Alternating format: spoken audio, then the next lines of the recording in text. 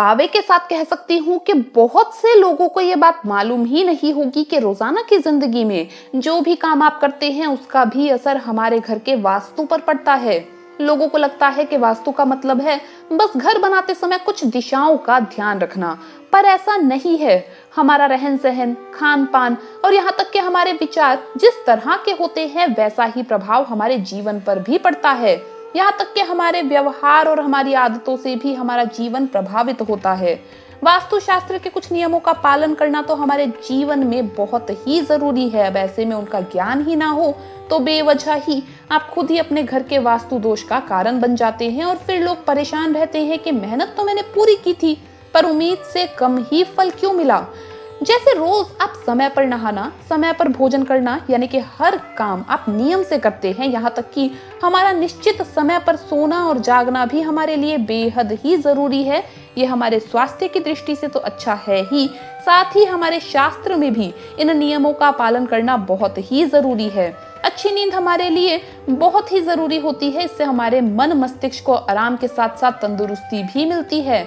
हमारे वास्तु शास्त्र में भी हमारे सोने या हमारी नींद से संबंधित कई तरह के नियम बताए गए हैं, जैसे कि हमें किस समय पर सोना चाहिए और किस तरह सोना चाहिए, कैसे सोना चाहिए, किस दिशा में पैर रखकर सोना चाहिए और सोते समय हमारा सिर किस दिशा में होना चाहिए, यहाँ तक कि हमें कितनी देर सोना चाहिए ये भी वास्तुशास्त्र में बताया गया है और पत्नी को पति की किस दिशा में सोना चाहिए। इन सभी का सीधा संबंध हमारे आर्थिक और पारिवारिक जीवन से जुड़ा हुआ होता है। खासकर घर की महिलाओं को इन नियमों का पालन अवश्य करना चाहिए।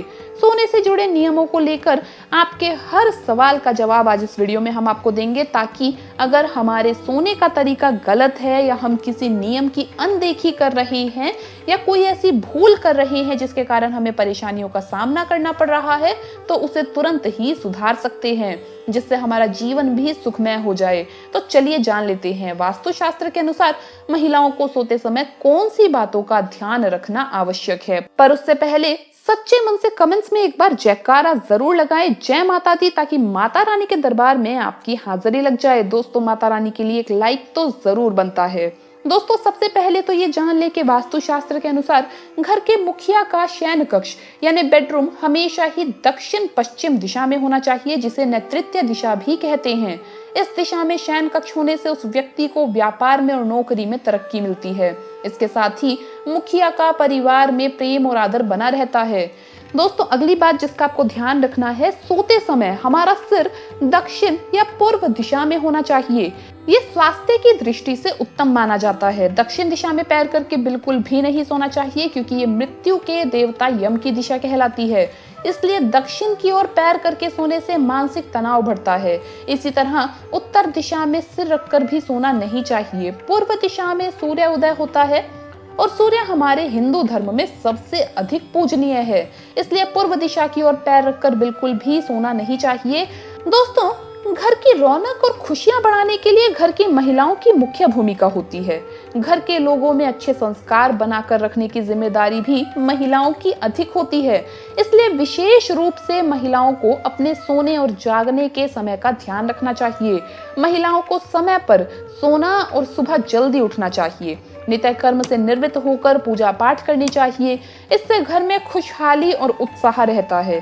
घर की महिलाओं के सुबह देर तक सोने पर घर में दुर्भाग्य आता है, नकारात्मकता बढ़ती है और शारीरिक और मानसिक तनाव भी बढ़ता है। स्वास्थ्य की दृष्टि से भी ये अच्छा नहीं है, इसलिए महिलाओं को खुद भी जल्दी उठना चाहिए और अन्य सदस्यों को भी जल्दी उठाने का प्रयत्न करना चाहिए। दोस्तों, आवश्यक ना हो तो महिलाओं को दिन में सोना नहीं चाहिए। दिन में सोना आरोग्य की दृष्टि से गलत माना जाता है। तन और मन दोनों में आलस्य भर जाता है और इसका दुष्प्रभाव घर में सभी पर पड़ता है। घर की आर्थिक स्थिति पर भी इसका असर पड़ता है। महिलाओं को शाम के समय भूल से भी सोना नहीं चाहिए, इससे घर में लक्ष्मी भी चली जाती है।